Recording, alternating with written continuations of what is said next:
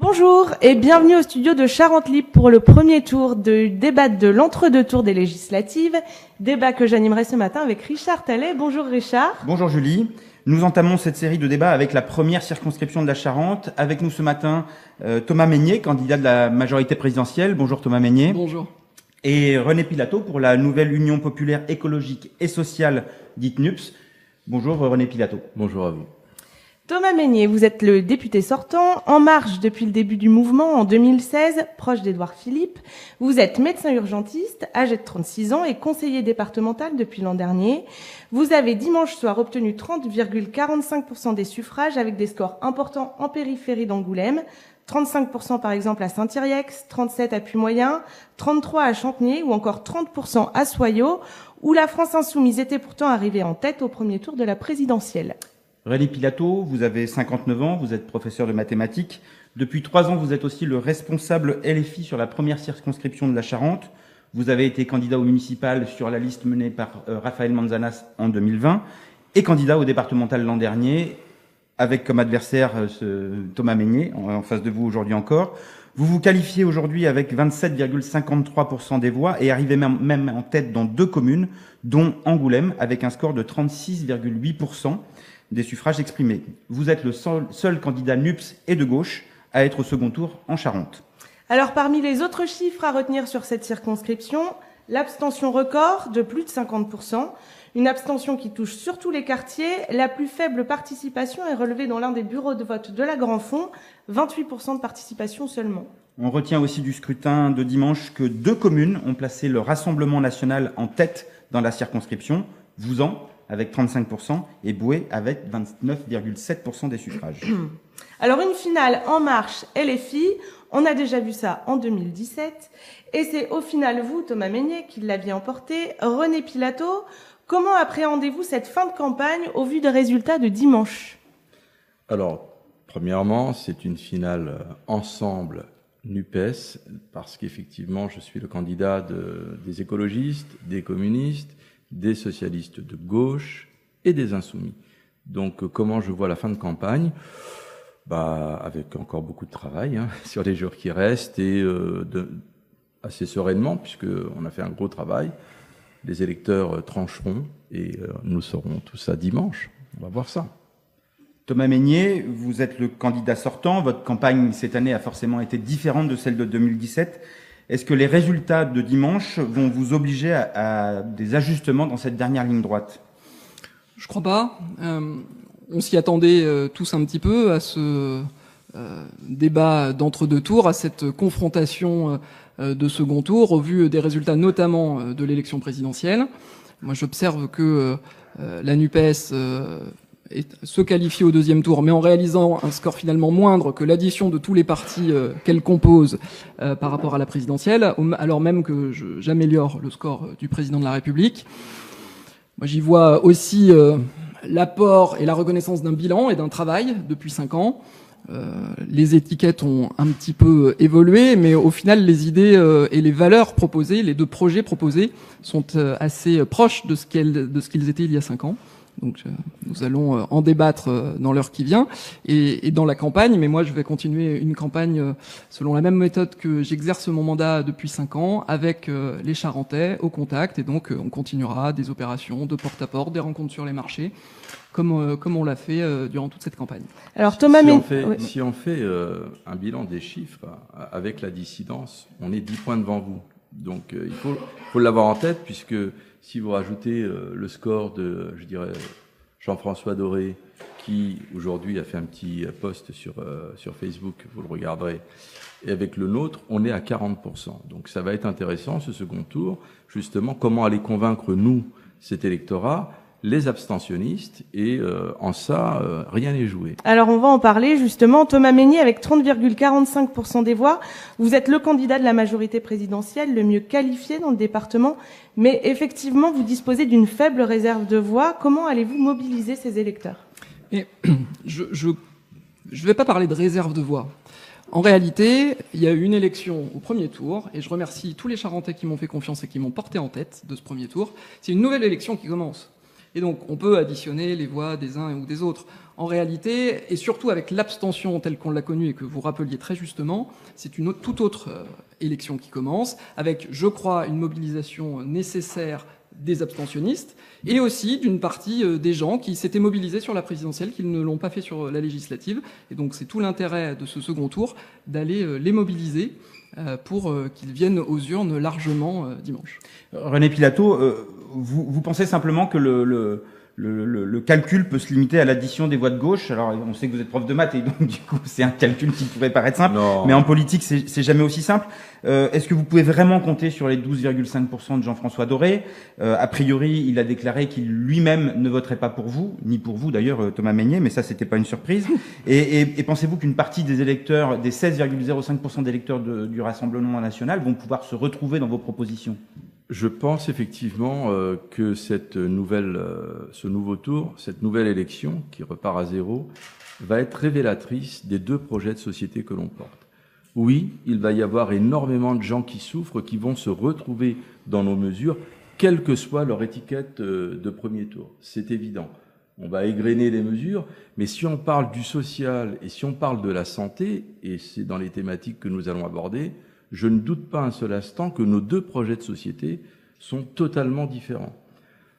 Je vais attendre avant de parler des mesures et de la cohérence de notre programme, mais il est évident que la frontière droite-gauche explose.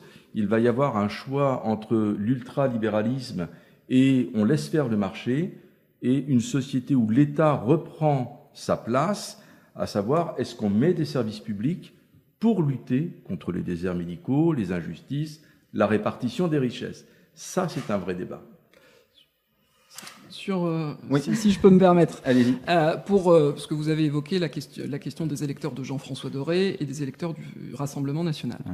D'abord, les électeurs de Jean-François Doré sont, pour une grande partie, des gens socialistes, des gens républicains, qui ne se reconnaîtront pas dans le projet de la NUPES et qui ont, je crois, toute leur place dans la majorité présidentielle, où sont énormément de gens sociaux-démocrates.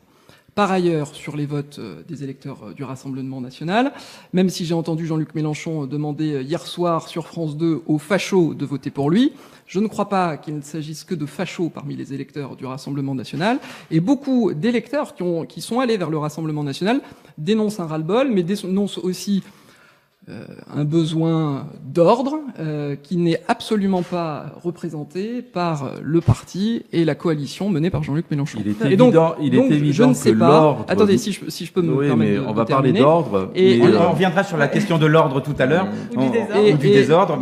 Et je vais m'attacher à les convaincre un par un, quel qu'a été le choix des électeurs au premier tour, d'aller les convaincre.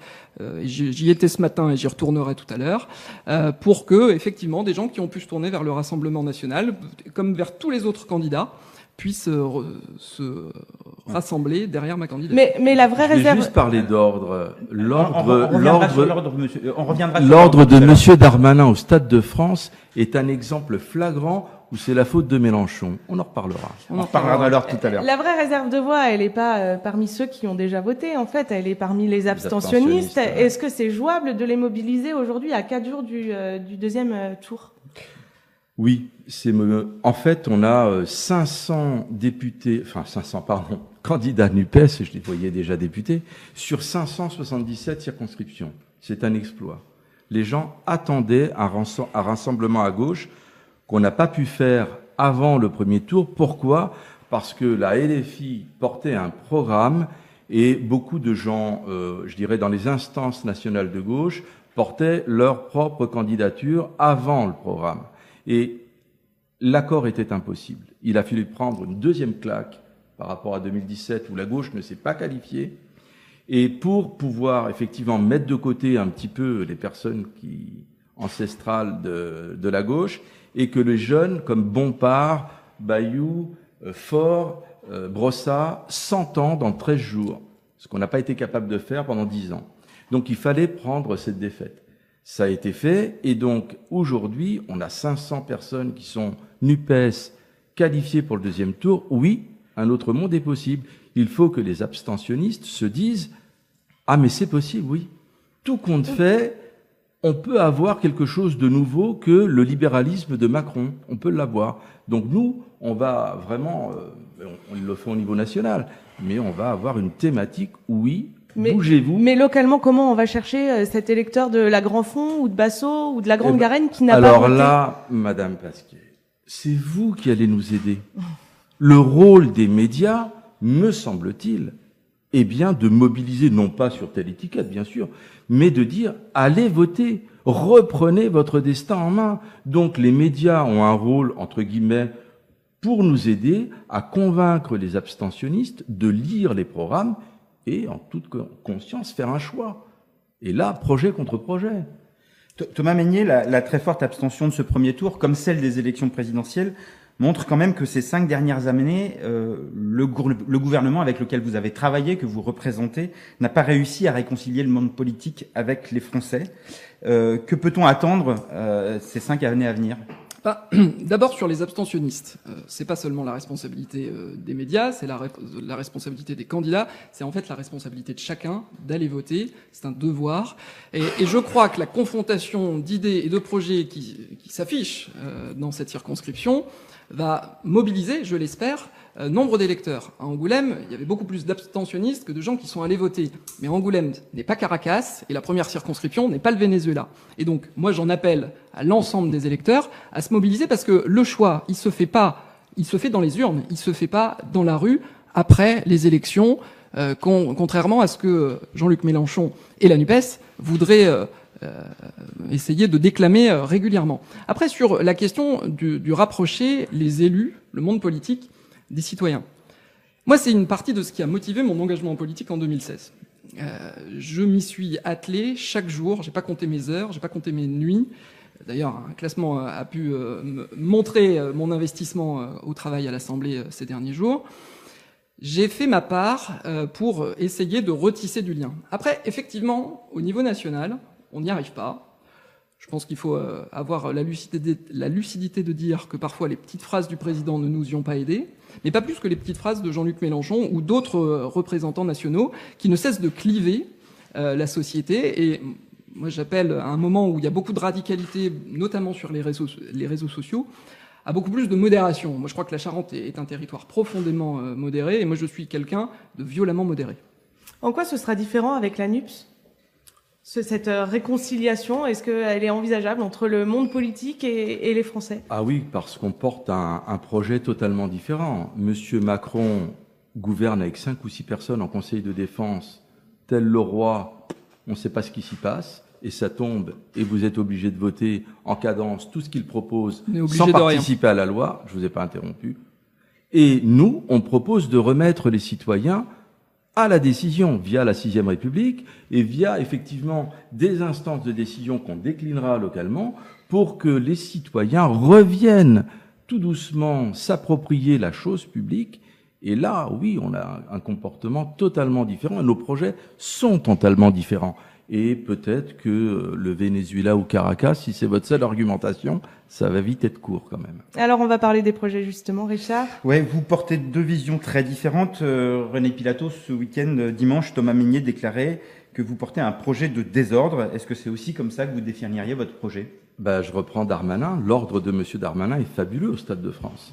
La pagaille actuellement aux urgences, dont vous êtes issu, c'est le désordre de Mélenchon. On rigole. Je veux dire par là, le marché, entre guillemets, et le libéralisme portent en lui le désordre sur la planète. On est en train de flinguer l'écosystème, c'est la faute à Mélenchon. Effectivement, les urgences, 120 services qui vont être en PLS cet été, c'est la faute à Mélenchon.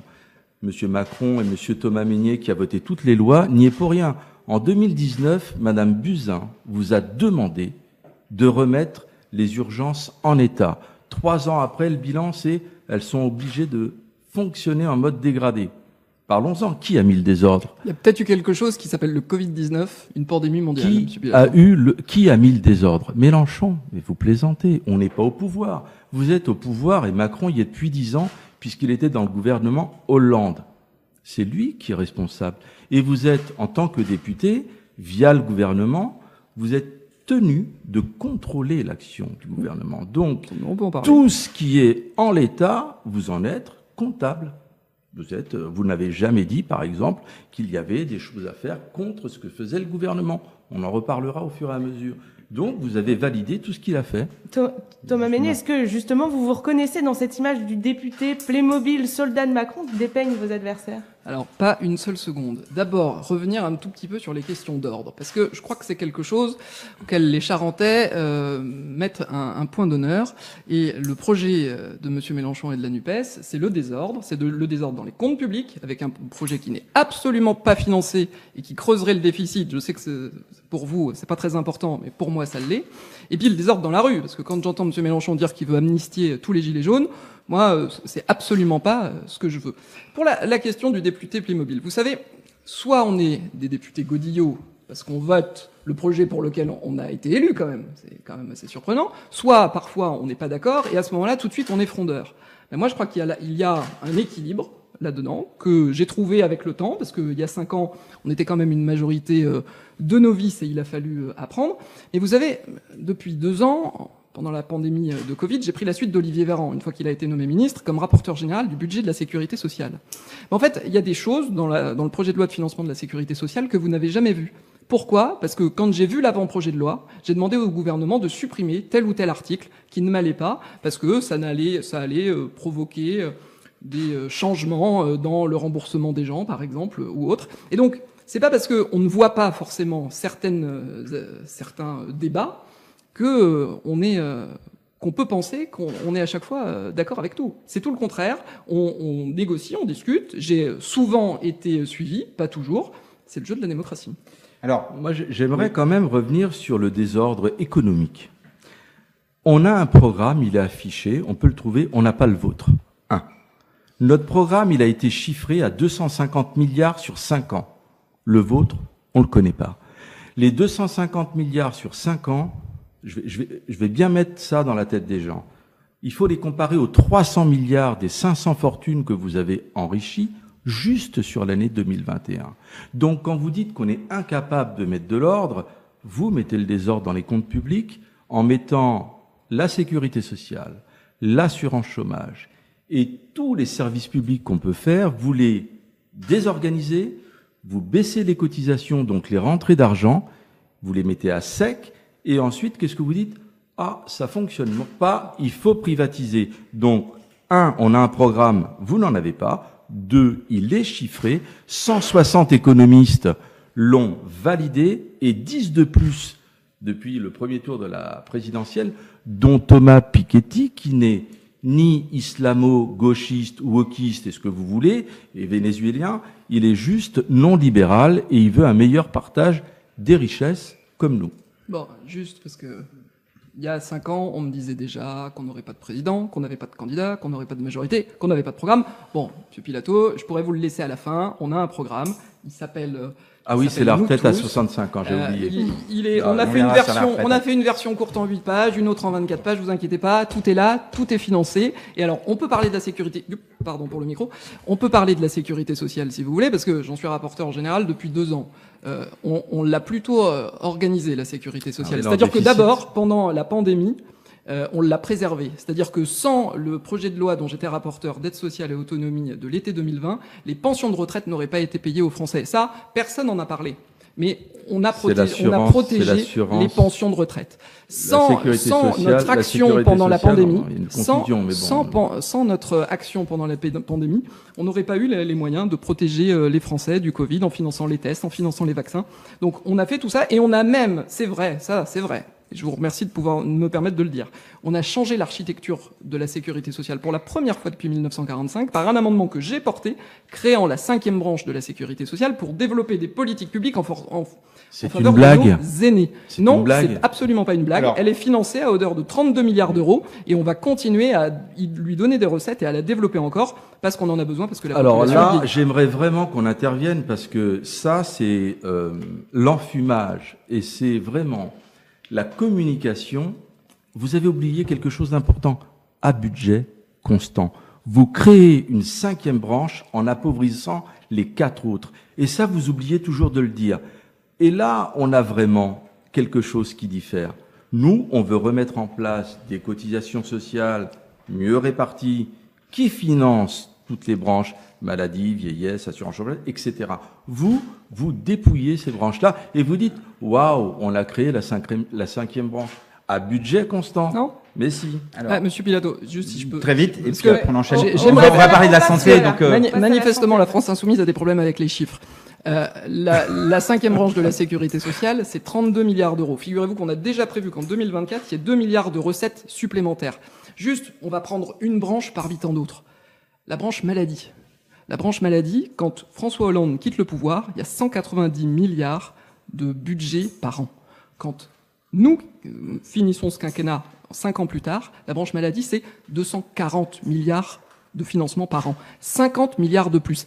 Jamais, à aucun moment, la France insoumise n'a voté ces augmentations de budget pour l'assurance maladie. C'est ça aussi votre bilan, M. Pilato. On va continuer de parler santé, parce que durant la campagne, ça a été un sujet, notamment Jean-François Doré a souvent répété, Thomas Mesnier, que si vous aviez fait venir autant de médecins que de ministres, nous aurions 30 médecins de plus en Charente.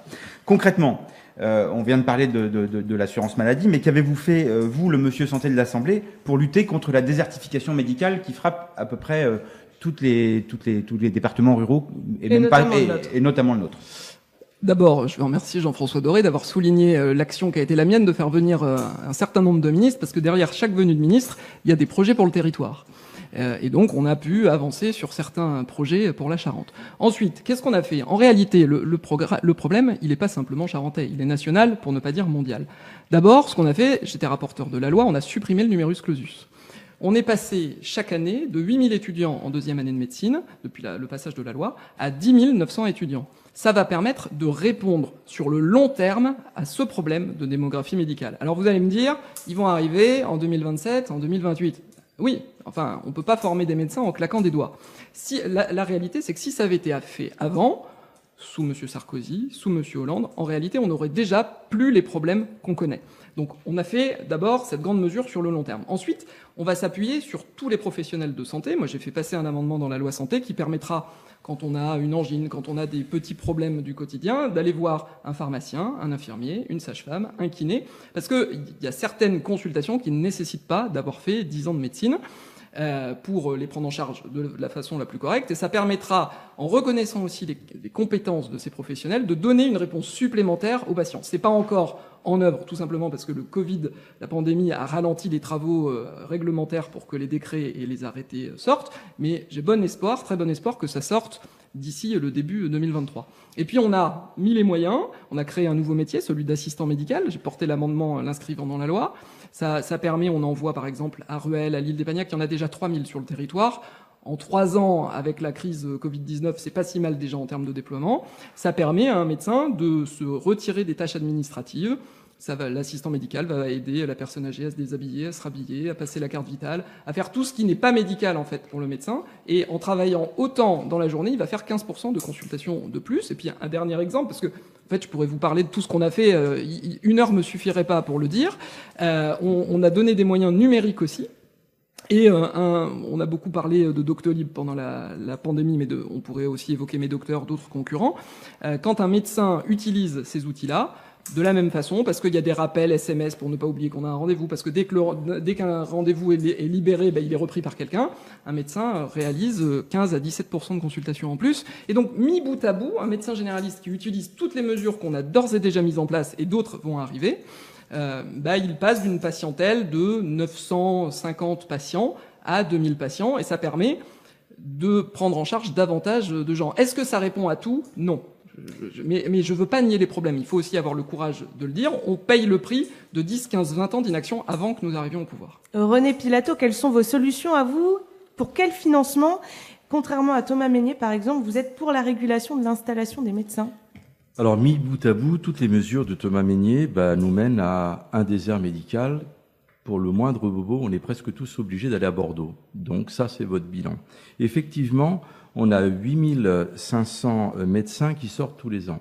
Nous proposons de faciliter la création de centres de santé et de ne conventionner que ceux qui vont dans des déserts médicaux. Ça, c'est clair.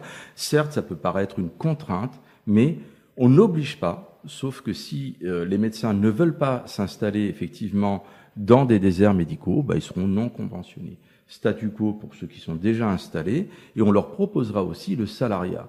C'est-à-dire qu'on a quand même le potentiel avec 8500 médecins, et c'est un désir chez nos jeunes médecins de ne pas avoir des horaires à rallonge comme leurs aînés. Ils veulent avoir une vie de famille, et ils ont raison. Ils veulent être aussi à faire autre chose que du travail. Et à partir de ce moment-là, on a cette possibilité de pouvoir dire un peu de contrainte, bah oui, vous voulez être conventionné, il faut aller là.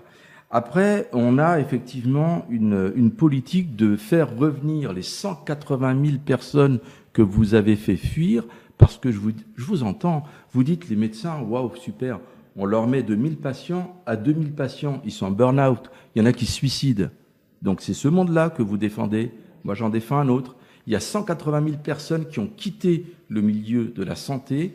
En reprendre 60 000, ça coûte peanuts. Il faut accepter de les payer. Il faut accepter de leur faire moins d'heures. Il faut accepter qu'ils ne fassent plus d'heures sup. On court pas après l'argent. Ces gens-là, ils veulent simplement pouvoir vivre de leur travail, respirer et ne pas être sous pression sans arrêt. Donc bien sûr qu'on va refaire parmi les 180 000, en mettant les salaires qui vont bien, en allant les chercher, en améliorant les conditions de travail, on pense en faire revenir 60 000 immédiatement. Encore faut-il avoir la volonté politique de le faire. Nos projets sont différents. Vous êtes toujours à presser les gens, leur faire des heures. On est pour le partage du travail et, je dirais, une vie plus apaisée. On arrête de courir. Vous vouliez réagir? Oui, c'est marrant qu'on me parle. Est-ce que vous m'avez entendu dire que je voulais presser les médecins, que je voulais presser les gens? Pas une seule seconde. C'est assez amusant que vous parliez de faire revenir des soignants en les payant mieux, parce que les députés France Insoumise ont tous voté contre les mesures du Ségur de la Santé qui permettent d'augmenter une infirmière de 200 €. La preuve, elles se sont toutes caratées dans le privé. Eh ben, très bien. Vous validez les Insoumis qui ne votent pas l'augmentation de salaire des soignants. Je pense que ça intéressera nos soignants. Et ce raccourci est intéressant. Ils ne sont pas du tout partis vers le privé, en réalité. Parce que, finalement, si vous les avez accurés à ce point-là. Les infirmières à l'hôpital public sont un peu mieux rémunérées que dans les cliniques. Mais juste parce que c'est assez intéressant. D'abord sur la régulation. C'est noté dans le programme que je tiens à côté de moi, que je pourrais remettre à M. Pilato parce qu'il l'a manifestement pas lu. On est en faveur d'une régulation de l'installation pour que les médecins s'installent de façon plus homogène. Mais on dit qu'on veut le faire avec les médecins. Est-ce que ce sera plus d'incitation? Est-ce que ce sera autrement? C'est à construire avec eux. Ce que propose la France Insoumise, la NUPES, avec le déconventionnement sélectif, parce que faut quand même expliquer, parce que ça, que la gauche propose quelque chose comme ça, moi, me fait sauter de ma chaise.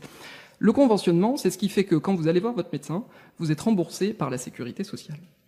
Consultation de 25 €, au final, entre la part obligatoire et la mutuelle, vous êtes remboursé. Si vous déconventionnez les médecins qui s'installent dans une ville où on considérera que, en fait, il n'y a pas trop de problèmes, qu'est-ce qui va se passer? Vous disiez tout à l'heure que pour certains problèmes de santé, et je le regrette, on est obligé de partir à Bordeaux. Si des médecins veulent continuer avec votre système de s'installer à Bordeaux parce que c'est ce qu'ils veulent, ils s'y installeront. Et qu'est-ce que continueront de faire les Charentais si vous n'arrivez pas à réguler autrement? Ils iront, sauf que la différence, c'est qu'ils seront plus remboursés de leur consultation, M. Pilato. Est-ce que c'est ça que vous voulez? Oui, mais parce que vous créez une nouvelle inégalité d'accès aux soins pour des raisons financières. Excusez-moi. Il existe quand même des professions médicales qui sont réglementées. Absolument. Les pharmaciens peuvent pas s'implanter où ils veulent. Pourquoi on ne fait pas la même chose pour les médecins? C'est ce que j'essaie de vous dire. On est pour une régulation. Les pharmaciens, c'est une pharmacie pour 2500 habitants. Moi, j'ai essayé d'avancer pour une meilleure répartition. Faut le dire, pour l'instant, ça fonctionne pas assez bien. Mais il faut qu'on avance avec les médecins pour construire un schéma un peu similaire aux pharmaciens pour assurer une égale répartition. Mais en réalité, avec l'augmentation du numerus clausus, parce que là, on gère une pénurie. Avec l'augmentation du numerus clausus, c'est les bonnes conditions pour permettre une répartition homogène. Parce que quand on passe de 8 000 à 10 900, presque 11 000 médecins, il y a un impératif de les répartir correctement, sinon eux-mêmes n'auront pas assez de travail. Donc ça, je pense que tout le monde peut le comprendre. Alors, on reste sur la santé. On va essayer d'avancer. On reste sur la santé. La crise récente a mis en évidence ce que beaucoup martèlent depuis plusieurs années. L'hôpital public est au bord du burn-out. À Girac, on sait que les services oncologie et pédiatrie vont pas très bien. Ils ont besoin de soins rapidement pour éviter l'implosion. Thomas Meignet, René Pilato, quels sont vos remèdes d'urgence et quels traitements à long terme pour endiguer le problème? Alors, peut-être Monsieur Pilato. Oui, alors on organise, je vais répondre quand même, on organise le désert médical et puis après on vient critiquer une mesure qui les résorbe en disant les Charentais iront à Bordeaux, ils ne seront pas remboursés. Le principe, c'est que les médecins s'installent en Charente. On est bien d'accord. Donc, on est d'accord. Ensuite, pour revenir, je dirais, aux urgences, cet été, il va y avoir certainement une mortalité supérieure. Et il va y avoir aussi une proposition intéressante à analyser, c'est on retirer les médecins qui vont manquer, les retirer des SMUR, parce qu'on va manquer de médecins et on va devoir accueillir du public. Même les Américains reviennent là-dessus parce qu'ils se sont rendus compte que la possibilité de survivre quand on a un médecin dans l'ambulance est supérieure que quand il y a une infirmière avec un protocole. Bon raccourci. La mesure phare, c'est de rétablir la garde pour tous les docteurs qui ont été formés, c'est de rétablir la garde aux urgences, parce que sinon on passe pas l'été. Donc ça, on est pour une mesure comme celle-là. Sur le long terme, évidemment, il y aura des formations sur l'oncologie, tout, mais déjà, si on veut passer l'été, il faut dire à tous les médecins, vous donnez une journée par mois. On l'a chiffré avec justement Monsieur Prudhomme, médecin urgentiste qui est venu. Et puis quand vous dites, on va mettre autour de la table les médecins, que ne l'avez-vous fait avant? Notre programme, il sort pas du chapeau. Il est fait avec des ONG, il est fait avec des syndicats, il est fait avec des associations, il est fait avec tous ces gens du terrain. C'est pour ça qu'il n'est pas hors sol. Tout ce que vous proposez, ça met le désordre et la pagaille. C'est le constat. Et donc, si vous voulez, c'est facile de dire on va mettre les médecins autour de la table. Vous aviez 5 ans pour le faire, et c'est le même qui décide tout seul d'en haut avec son conseil de défense. Un coup, j'autorise les masques, un coup, je les autorise pas, un coup, je les oblige, un coup, il les faut pas. Mais vraiment, et vous pensez que les gens vont vous croire? Ils vous ont vu à l'œuvre pendant 5 ans. Ils vous ont vu à l'œuvre. Alors, proposez des choses concrètes, cohérentes. Justement, Thomas Meignet, le remède d'urgence pour passer l'été et le remède à long terme pour que l'hôpital public soit moins sous pression. D'abord, c'est de commencer à avoir c'est de continuer à avoir un discours vrai, celui que je tiens, et de pas agiter les peurs. Parce que on entend encore M. Pilotin à l'instant dire des gens vont mourir. Mais vous pouvez continuer de faire peur aux gens. C'est là-dessus d'ailleurs que prospère M. Mélenchon depuis des années et des années. C'est comme ça que prospère la NUPES. Mais vous êtes le candidat des problèmes.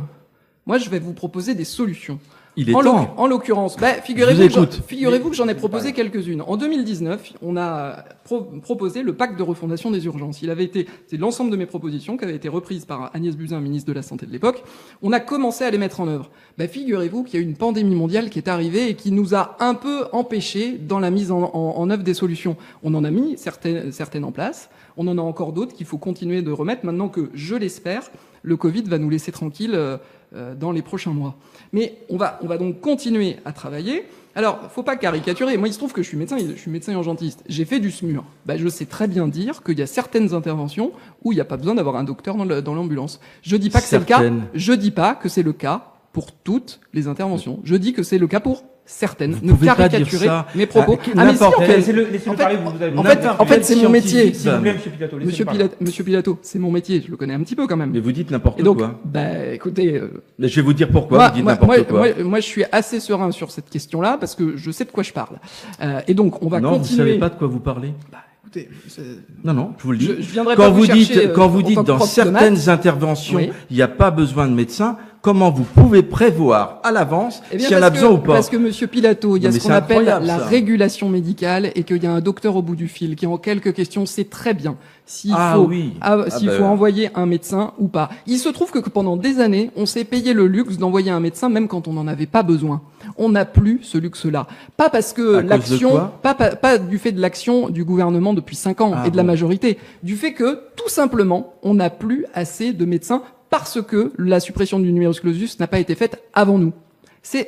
elle est là. Le fond du problème est là. Le numerus Et donc, apertus que vous avez créé, pour Monsieur répondre Meignier. à la question, 8000 étudiants en deuxième année, on est passé à 10 900. Il n'y a pas les moyens, C'est très- il n'y a pas les moyens dans les hôpitaux et dans figurez- les facs pour former les gens. Bah, Donc vous- votre numerus apertus, mais s'il faut le mettre en continuez- œuvre, il faut mettre des moyens. Continuer d'agiter les peurs, continuer Non, de dire qu'il n'y a faut mettre pas des assez de moyens. moyens. Quand on propose des moyens supplémentaires, la France Insoumise ne les vote pas. Et figurez-vous que quand on passe de 8000 à 10 900, c'est justement parce qu'on tient compte des capacités d'accueil des juste, amphis on et va- des hôpitaux. on va- Mais on va- juste, on va juste, Pilato. juste Ouais, pour la vous France répondre. Monsieur Pilato. parce que- Non mais la France insoumise Non, a mais- dénoncé non, mais- le scandale des il vous a laissé- EHPAD. Monsieur Pilato, il vous a laissé parler, laissez-le conclure. Moi, j'ai une Si- dernière question sur la santé et après on passera au sujet suivant. Si du coup je peux répondre sur la question de l'urgence. D'abord, on forme plus de médecins, donc on va y répondre. On a augmenté les salaires pour redonner de l'attractivité et essayer de faire revenir des soignants. Il y a aussi dans le quinquennat qui va arriver, du fait du Ségur de la santé, bon nombre de services qui vont voir des travaux, voire des services qui vont être complètement reconstruits, par exemple à l'hôpital d'Angoulême. Ça va améliorer les capacités, la qualité de vie des soignants, les capacités de soins. Et puis on veut s'appuyer encore plus, c'est ce que je vous disais, sur les différents soignants et sur les médecins aussi de ville, pour passer le cap de l'été. Mais aujourd'hui, en réalité, tout le monde est déjà en gestion de crise. Donc tout le monde est sur le pont et je ne doute pas que en réalité, les choses vont être organisées, que ça va bien se passer. Et juste parce que M. Pilato parle de la garde obligatoire, sur le fond, je suis favorable à ce qu'on revienne à la garde obligatoire, parce que c'était une ânerie en 2002. C'est une proposition LFI. C'était une ânerie en 2002 de la supprimer. Mais qu'est-ce qui s'est passé depuis? En fait, vous avez certains territoires en Charente, par exemple dans le sud de Charente, où vous avez beaucoup moins de médecins. Si vous revenez à la garde obligatoire, ils vont tourner sur certains territoires à une garde tous les 2 jours, tous les 3 jours ou tous les 4 jours. Ça pourrait être encore plus délétère parce que ça pourrait en encourager certains à partir vers des territoires où ils seraient plus nombreux, sur lesquels le roulement serait plus large. Enfin, il faut voir les choses. À chaque fois, la NUPES nous propose des solutions simples pour régler les problèmes. Si c'était si simple d'abord, j'aime à penser que ça aurait été fait depuis très longtemps. En réalité, c'est souvent très simpliste. Alors, juste, Oui, non, mais, dernière, Monsieur Pilato, j'aimerais- non, Si, Monsieur si, Pilato, si. non, Monsieur Pilato. Il attaque la LFI sans arrêt. Et vous avez attaqué ensemble. Madame sans arrêt. Caroline Fiat vous a signalé le problème des EHPAD lucratives dès le début de la mandature. Qui a fait les sourds? Alors, Qui a fait les sourds? bref. Qui a balayé d'un revers de main On ce n'a rien scandale balayé des du tout. EHPAD? Monsieur Pilato, Alors, arrêtez Monsieur un Pilato, petit tout peu. le monde a pu voir que je suis le premier On député va à être passer, mais on va monsieur- passer au face à pouvoir RPA. d'achat, mais on a Une dernière question pour santé vous. qui s'adresse à vous, Monsieur Pilato. Ça va pour l'instant. On vous a vu dans les premières manifestations contre le pass sanitaire, au milieu des antivax. Aujourd'hui, quelle est votre position sur ces sujets? Alors, suppression totale, abrogation du pass sanitaire, qui est un scandale, qui est vraiment vraiment. Mais vous vous rendez compte dans quelle société liberticide M. Macron nous a mis? On peut reprendre les lois de sécurité globale, les lois de séparatisme, Oui. les lois justement d'urgence sanitaire où on tue toujours les libertés. On sait aujourd'hui que le vaccin, il empêche les maladies graves, mais il n'empêche pas la transmission. Ce pass vaccinal sera abrogé si on arrive au pouvoir. Mais donc vous n'êtes pas anti-vax. Mais non, je suis vacciné. On va passer au pouvoir d'achat, c'est au cœur du projet de la NUPS. René Pilato, pouvez-vous nous détailler les mesures que vous souhaitez mettre en œuvre pour ce pouvoir d'achat? Alors, le pouvoir d'achat, oui. Le SMIC à 1 500 €, tout de suite. Le blocage des prix à la baisse. On revient effectivement sur, par exemple, un prix du gasoil à 1,40 € pour éviter que Total et justement les 500 familles les plus riches de France s'enrichissent davantage, qu'ils jouent sur la spéculation. On va effectivement proposer aux gens d'avoir 15 mètres cubes d'eau gratuits pour qu'ils aient une dignité. On leur demande, vous avez fait un article là récemment en disant qu'on demandait aux gens de commencer à se restreindre en eau. Je serais intéressant de voir ce qui est proposé. Ensuite, même chose pour l'énergie, les premiers kilowattheures ou mètres cubes de gaz gratuits, les autres beaucoup plus chers. Les loyers, on revoit les loyers et la politique des loyers toujours à la baisse pour que, avec un SMIC, on puisse vivre décemment. Donc, il y a l'augmentation du salaire et on réduit effectivement ce qu'on appelle les charges contraintes. Et aussi, on proposera 100% des soins, je dirais prescrits, qui seront remboursés. Ça, la sécurité sociale intégrale, on la propose. Tout ce cocktail va faire que les gens vont pouvoir respirer parce qu'aujourd'hui, c'est plus le vin du mois qu'ils n'ont plus à manger. Vous parliez des gilets jaunes, enfin des gens. Aujourd'hui, ils me disent, René, c'est le 15 qu'on a pu à manger. Donc, quelque part, quand on propose des mesures comme celle-là, là, vous êtes totalement contre. Et tous les gens, justement, si on parle des gens qui étaient à la présidentielle, et dont aujourd'hui on porte le programme, à part la France insoumise et l'extrême gauche comme Hello et le NPA, à part ces trois-là, personne des sociodémocrates, de la LREM, de LR, de Reconquête et du Rassemblement national, personne ne montre du doigt cet enrichissement des plus riches que vous avez favorisé pendant 5 ans, alors qu'il y a 10 millions de pauvres, et on est passé de 150 000 SDF pendant votre mandature à 300 000, dont des gosses qui dorment dehors. Si vous êtes satisfait de votre bilan, c'est votre droit. Permettez qu'on ne soit pas d'accord. Alors, juste, Thomas Mesnier, effectivement, le gouvernement que vous souteniez n'a pas réussi à endiguer la crise sociale ces 5 dernières années. Les différentes mesures, comme notamment la suppression de la taxe d'habitation, semblent un petit peu noyées dans un contexte d'une inflation très forte. Comment peut-on imaginer que vous allez réussir maintenant ce que vous n'avez pas pu construire ces 5 dernières années ?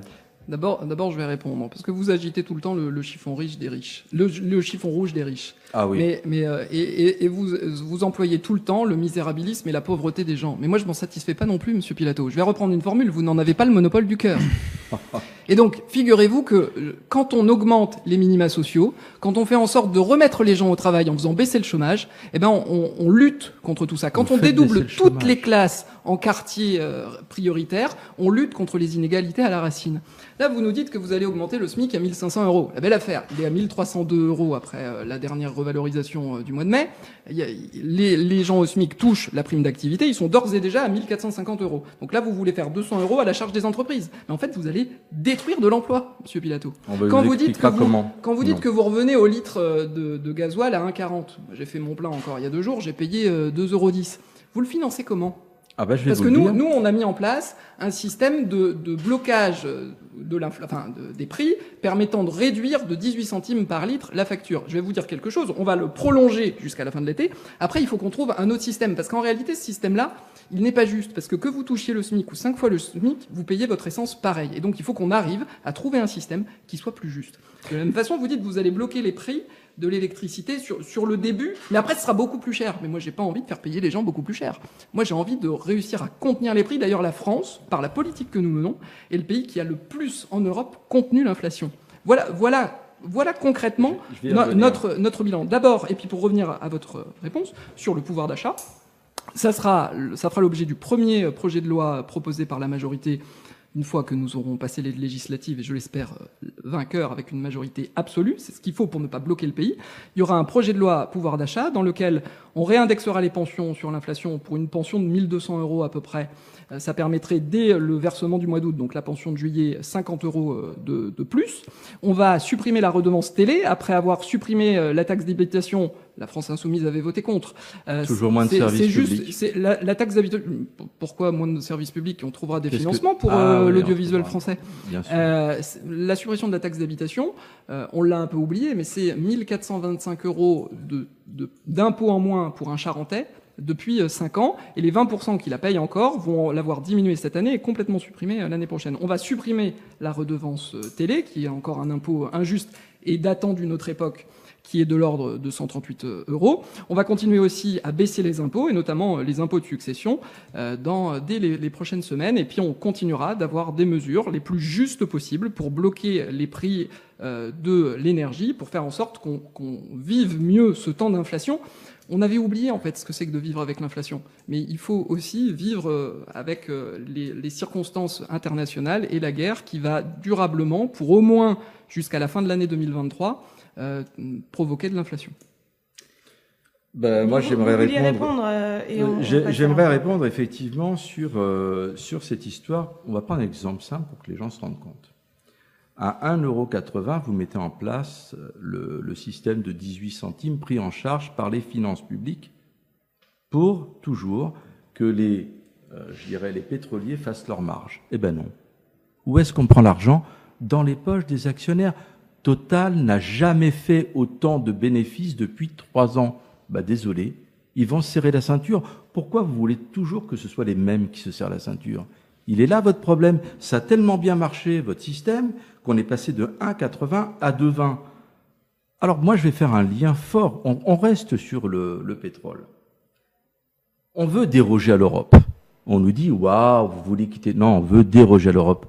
Qu'est-ce qui se passe là? Qu'est-ce qu'on dit aux Espagnols et aux Portugais qui ont dit à l'Europe, on déroge et on va bloquer le prix du litre de gasoil? On leur dit rien parce qu'il y a déjà 2900 dérogations au traité européen. Donc votre système, c'est de laisser toujours Total se remplir les poches et de prendre de l'argent public pour le donner encore à Total. Notre système, c'est de dire, nous, on revient à 1,40 et tant pis pour les marges des actionnaires, ils vont mettre la main à la poche. Eh ben oui, on a deux projets de société totalement différents. Mais d'abord, Monsieur Pilato, la désobéissance à l'Europe, c'est la chienlit et c'est la fin de l'Europe. Faut quand même le dire clairement aux gens. Et puis, la Suède qui n'a pas l'euro, la Suède qui n'a pas l'euro, avec la Norvège, c'est la chienlit. Non, mais vous dites n'importe quoi. Mais non, mais on parle de deux choses différentes. Il y a la zone euro et il y a l'Union européenne. Non, c'est on pas la parle même de chose. la dérogation. C'est pas la même chose. Et puis vous parlez des actionnaires comme s'il s'agissait à chaque fois de gens très très riches. Mais moi, encore hier en porte-à-porte, j'ai rencontré une femme qui a travaillé à Total, qui est à la retraite, qui du fait de son travail à Total a quelques actions. Vous voulez lui prendre ce qui lui permet d'avoir une petite rente en plus. Faut arrêter d'agiter ce chiffon rouge des grands riches, parce qu'en réalité, les grands riches, ce sont ceux qui ont les moyens de partir si on commence à les taxer davantage. On a pris un certain nombre de mesures pour justement rendre une fiscalité plus adaptée qui puisse leur permettre, qui les fasse revenir. Eh ben, figurez-vous qu'ils reviennent, ils réinvestissent dans notre économie, ça fait des recettes et ça crée de l'emploi. Allez, on va parler de l'emploi justement. On passe à l'emploi. Ce mandat se termine sur effectivement une baisse du taux de chômage. Tous les secteurs manquent de main-d'œuvre. Aujourd'hui, à Angoulême, la restauration est en galère. L'industrie et le BTP sont aussi touchés par cette pénurie. Thomas Mesnier, est-ce un problème temporaire ou faut-il étudier des solutions rapidement ? Alors d'abord, moi je vois une très grande différence entre cette campagne et celle d'il y a 5 ans. C'est qu'il y a 5 ans, on me parlait en premier lieu d'emploi et qu'on m'en parle beaucoup moins cette année. Pourquoi ? Parce que le chômage a largement diminué. Et je m'en réjouis. Il faut qu'on continue et qu'on arrive au plein emploi. C'est un des objectifs qu'on se fixe pour les 5 années qui viennent. Après, effectivement, sur certains secteurs, la restauration, le BTP, il n'y a pas un chef d'entreprise qui me dit qu'il n'a pas de galère. Donc il faut qu'on arrive à y répondre. Ça passe notamment par la formation pour rendre plus attractives ces filières pour nos jeunes. Et on a déployé un plan qui s'appelle Un jeune, une solution qui a permis d'accompagner 3 millions de jeunes vers l'emploi. Il faut qu'on continue en priorisant ces filières-là qui sont pourvoyeuses d'emplois et qui ne trouvent pas, alors même qu'on a des chômeurs en face qui cherchent un emploi. Il faut réussir par la formation à faire le match entre les demandeurs et les offres. René Pilato, comment vous analysez, vous, ce rebond de l'emploi ? Catégorie A, B et C, 6,5 millions de chômeurs. Point. La diminution du chômage dont vous vantez votre travail, je suis désolé, c'est des jobs à 2 heures par semaine, 8 heures par semaine. On les supprime de la catégorie A et oh, magie, il n'y a plus de chômage, mais vous plaisantez. Il y a 6,5 millions de chômeurs, 500 000 emplois non pourvus. En imaginant que vous arriviez par la formation à mettre 500 000 personnes au chômage par rapport effectivement aux 500 000 emplois, il en reste 6 millions sur le carreau que vous avez rayés tranquillement parce qu'ils font un job d'1 heure, 2 heures ou un temps partiel. Ce n'est pas sérieux. Alors, on va parler, puisqu'on parle du chômage. Nous, pour la bifurcation écologique, on crée 1 million d'emplois. Les métiers de demain, c'est pas les métiers forcément qui sont là aujourd'hui. On va faire une bifurcation écologique. Vous avez remarqué, il fait chaud quand même. On a un dérèglement climatique qui va beaucoup plus vite que prévu. On va manquer d'eau. On a besoin on va parler d'environnement tout à l'heure. On a besoin de former, je dirais, tout un tas de gens. Et pour nous, former les gens, c'est rendre, 1, les métiers attractifs, adaptés, et 2, remettre des jeunes en situation de non-stress, de non-burn-out. Avec Parcoursup, vous les avez tous stressés. Ils sont tous chez le psy.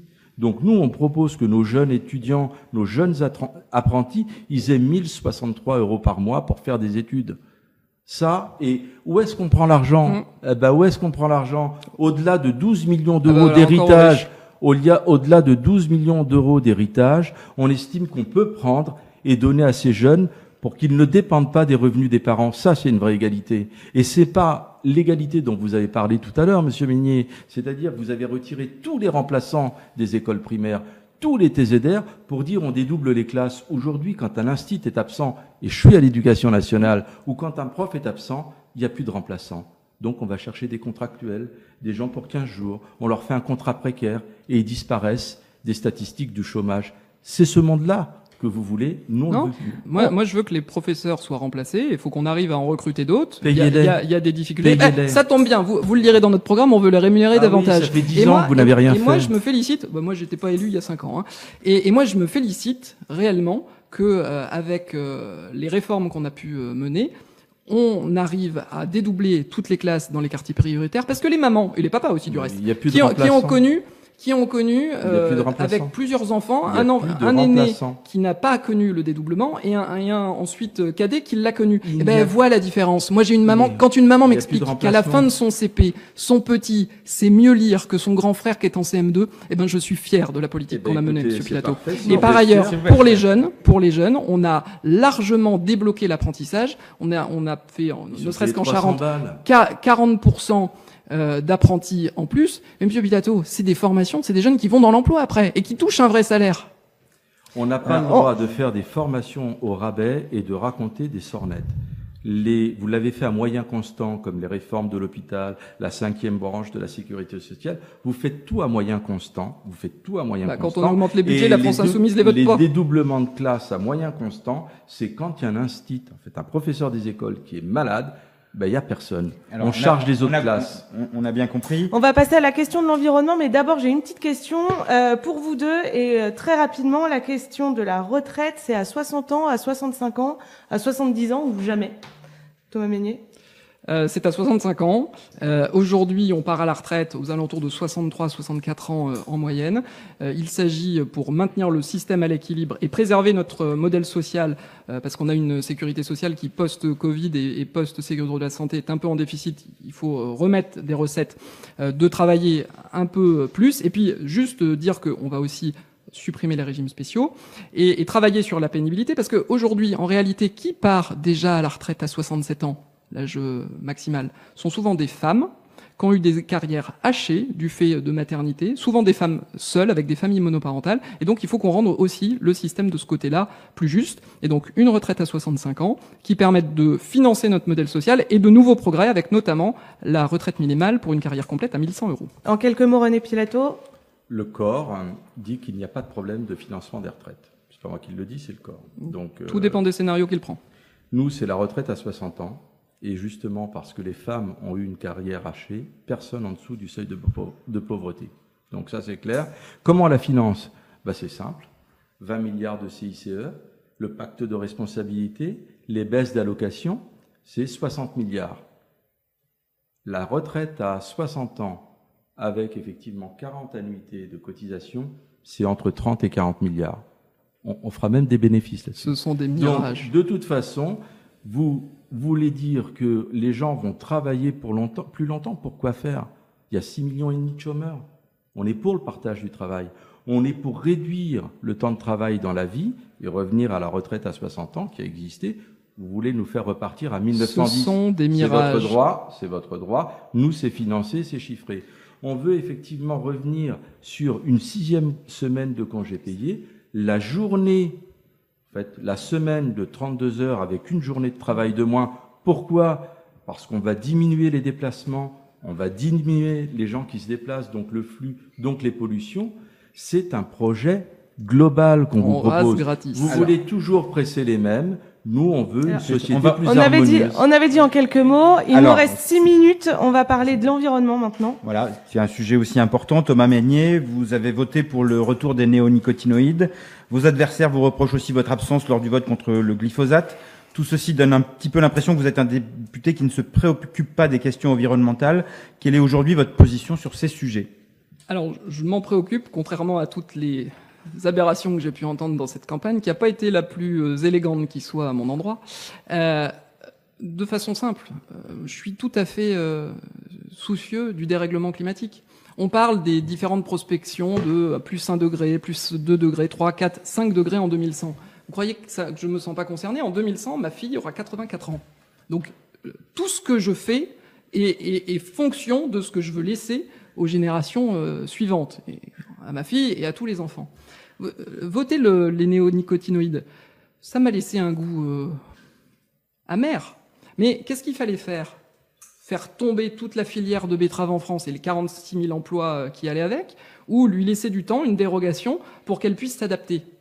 Alors moi, là, c'est pour le le choix coup, que je c'est fais. vous qui agitez le côté je fais peur aux gens. Non, c'est pas faire peur aux gens, c'était de dire qu'on mettait une filière au tapis ou on lui laissait le temps de s'adapter. C'est le choix qu'on a fait. Juste un exemple pour faire court, mais sous le quinquennat de François Hollande, c'est pas moi qui l'ai inventé, c'est un agriculteur qui me l'a raconté. Sous François Hollande, on a voulu faire mieux que l'Europe et supprimer davantage de pesticides. On a supprimé un des pesticides, je vous épargnerai le nom, qui concernait les cerises. Résultat des courses. D'un coup, d'un seul, on a mis par terre une partie de la filière cerise en France pour finalement continuer de manger des cerises qui viennent de Turquie traitées avec le même pesticide que celui qu'on avait interdit en France. Est-ce que c'est ça le monde qu'on veut et est-ce que c'est ça mettre au tapis des filières françaises? Ben non, moi je pense qu'il faut prendre le temps. Moi je suis dans le réel, je suis pas dans le dogme ou dans le monde idéal, je suis dans le réel et la transition elle doit se faire aussi au rythme que les gens peuvent accepter. Il y a pourtant urgence, on a 3 ans pour inverser la tendance. Comment la NUPS va-t-elle sauver la planète? Alors la NUPS va montrer l'exemple. Oui, on instaure la règle verte. On ne prend pas plus à notre planète que ce qu'elle est capable de reconstituer. Ça, c'est une règle. Et dans cette règle verte, on passe au bio tout de suite. Comment? En prenant en charge, par exemple, ça, entendez-le, toute la dette des agriculteurs bio. On est d'accord? On est capable de les mettre tous demain au bio et on va les accompagner effectivement dans cette mutation parce que, comme vous l'avez dit, on n'a plus le temps. On n'a pas le temps de laisser les gens s'adapter.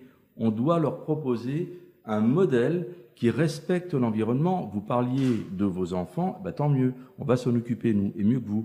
On va effectivement faire cette reprise des dettes. Pas très élégant, et par la commande publique, on va assurer à tous ces gens qui vont passer au bio, localement, par des cantines bio gratuites, par exemple, où tous les gamins mangeront à leur faim, on va lancer cette bifurcation écologique. Donc oui, c'est un élément fort. Et on a rajouté, entre 2017 et 2022, une nouvelle règle qui s'appelle la règle bleue.